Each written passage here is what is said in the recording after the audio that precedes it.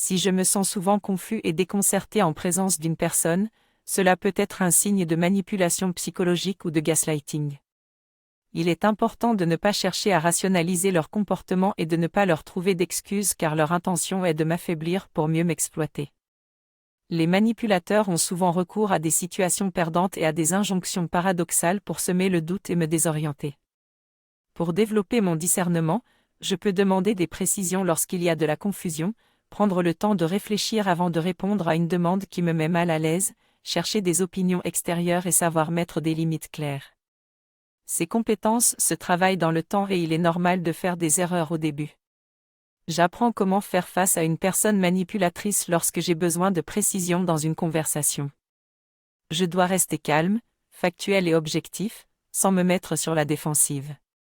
Si la personne manipulatrice ne veut pas clarifier les choses et me provoque, je dois éviter de réagir à ces provocations car c'est ce qu'elle cherche. Je dois également prendre des notes pour m'aider à structurer mes pensées et briser la dissonance cognitive. Si je suis dans une relation saine, la personne en face de moi tentera de dissiper tout malentendu et aura une intention bienveillante.